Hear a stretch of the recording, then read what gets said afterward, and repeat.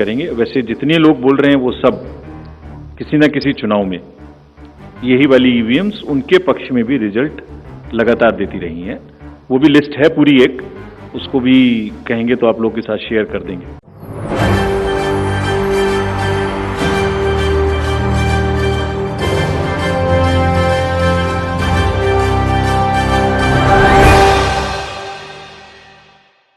नमस्कार, मैं हूं राहुल शर्मा। आप देख रहे हैं SPN न्यूज़। स्वागत है आप सभी का हमारे इस प्रोग्राम में। और प्रोग्राम की शुरुआत इस वक्त हम कर रहे हैं एक ऐसे बड़े मुद्दे से जो मुद्दा चर्चाओं में बना हुआ है, जो मुद्दा सुर्खियों में बना हुआ है। और ये मुद्दा कोई और नहीं है बल्कि ये मुद्दा जुड़ा हुआ है ईवीएम से। जी हाँ, ईवीएम यानी कि इलेक्ट्रॉनिक वोटिंग मशीन। ईवीएम पर बार बार क्यों सवाल खड़ा किया जा रहा है और लगातार ईवीएम से जुड़ी कई रिपोर्ट मैं अपने दर्शकों को दिखा रहा हूं ताकि जनता को पता तो चलता रहे कि आखिरकार विपक्ष क्या चाह रहा है, सत्ता पक्ष क्या चाह रहा है। लेकिन इस प्रोग्राम की जो शुरुआत हमने की है ईवीएम से लेकर, इसमें सत्ता पक्ष का भी बयान सामने आया है, विपक्ष का भी बयान सामने आया है। लेकिन एक सवाल ये है कि क्या ईवीएम से चुनाव अगर बंद हो जाता है तो बैलेट पेपर से चुनाव करवाना ठीक रहेगा? और अगर बैलेट पेपर से चुनाव है तो इस बात की क्या गारंटी ली जाए कि बैलेट पेपर में धांधली नहीं होगी? भाई ये वही ईवीएम है जब विपक्ष के टाइम पर भी थी और ये लोग सत्ता में थे। ऐसा नहीं है कि ईवीएम को आए 3 से 4 साल हुए, ईवीएम को आए काफ़ी वक्त हो चुका है।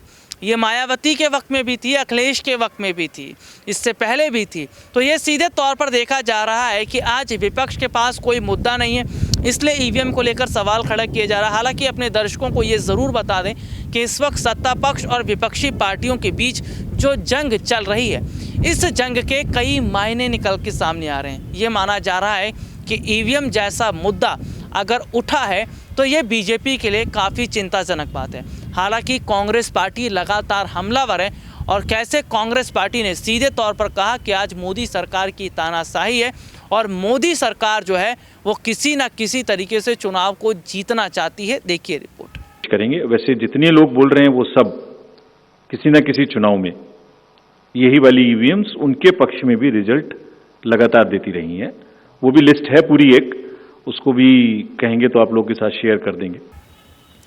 ये रिपोर्ट आपने देखी जिसमें विस्तार से हमने अपने दर्शकों को दिखाया और जाहिर तौर पर इस वक्त के जो हालात हैं वो ये साफ तौर पर बताते भी नज़र आ रहे हैं कि क्या आने वाले समय में चुनाव का जो माहौल है वो पूरी तरीके से बदलता नज़र आएगा। या अब बात थोड़ा बैलेट पेपर पर कर लेते हैं। क्यों बैलेट पेपर पर जोर दिया जा रहा है या विपक्ष बैलेट पेपर के चुनाव करवाने से ज़्यादा खुश क्यों है?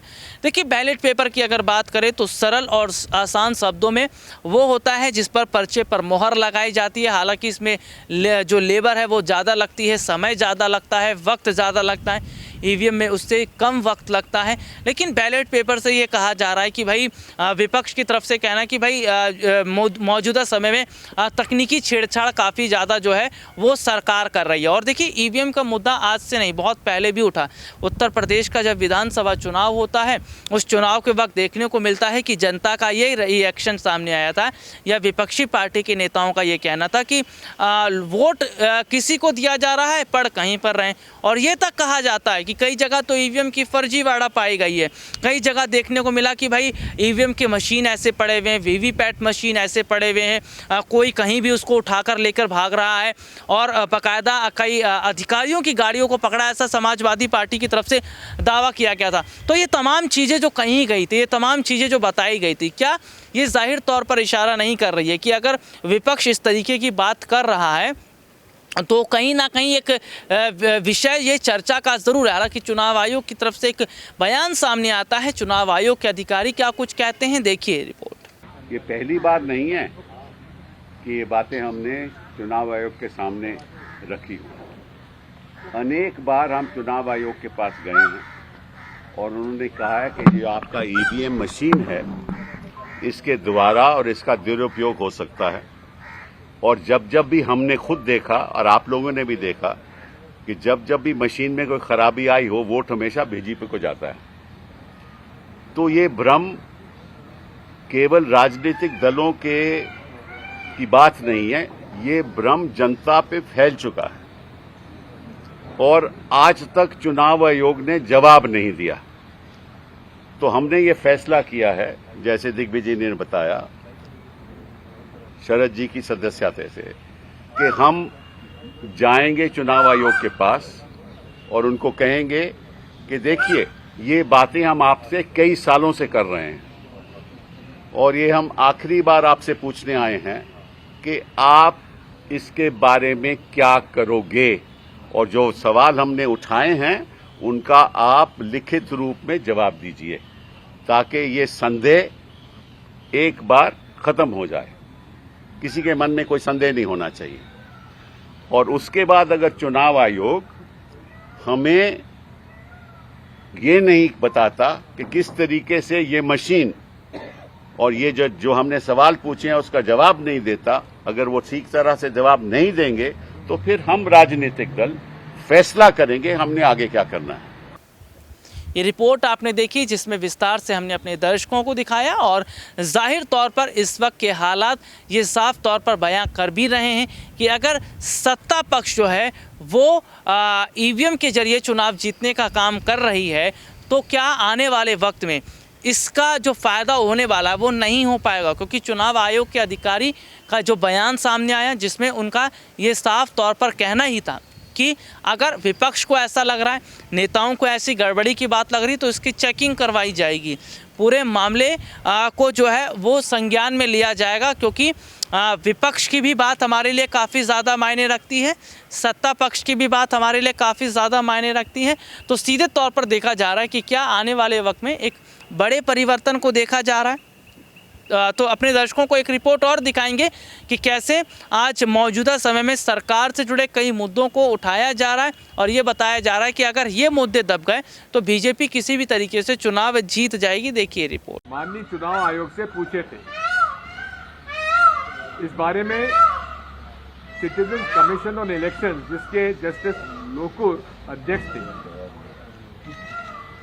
उन्होंने जो रिपोर्ट दी उसके आधार पर एक प्रश्नावली पत्र के साथ